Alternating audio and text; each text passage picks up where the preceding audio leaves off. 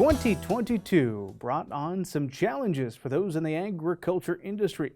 Cattle producers certainly saw their fair share of those challenges as the term black swan events has become all too common.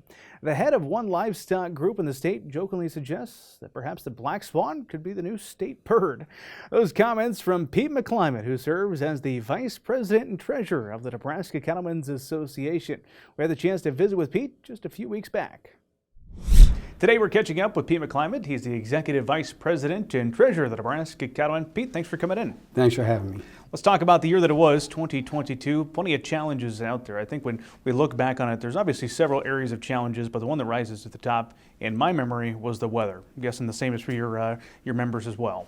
Exactly. We had a little experience a decade ago with 2012, but this makes that look very nominal compared to what we went through. The fires, the lack of grass, the lack of feed, the management of cattle. So producers have had to scramble and they've come through it. But we need to pray for Mother Nature to do her thing here for the next few years to get caught up. In addition to weather, there's some other challenges that cattle producers faced across the state of Nebraska that they didn't necessarily have a role in. They were just, there was the cause and the effect, right? Talk about some of those. Yeah, a couple other things that were out of anybody's control that had a major impact.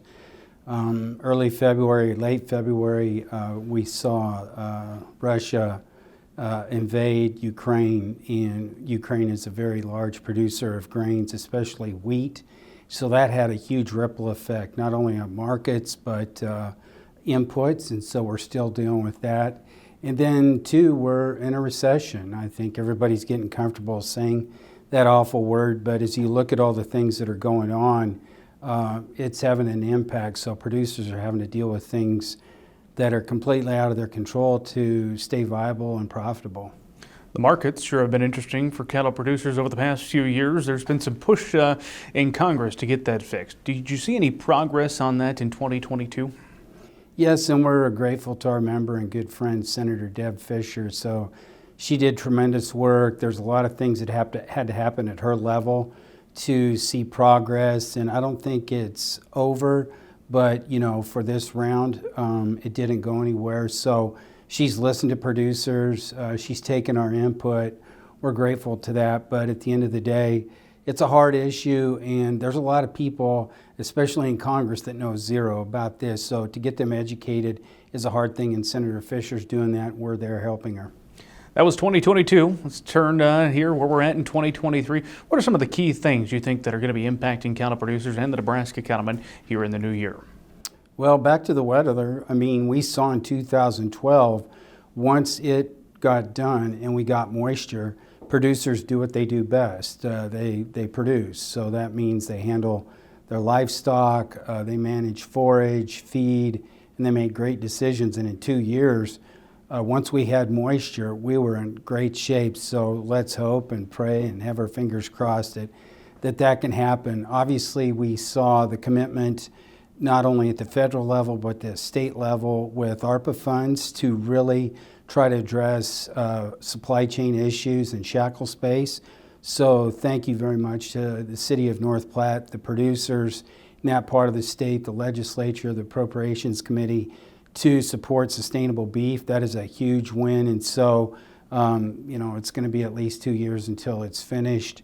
And you saw a lot of it at the local level too. And so people want to know where their food comes from, and especially meat. And so we've seen a lot of people do the right thing, step up, and consumers are enjoying that direct marketing from producers. What's the best piece of advice you can offer your successor when they're named? That's a good question. First of all, listen, because whatever person is selected, they're not going to know everything. So you have to go and engage and get input from everybody, be open.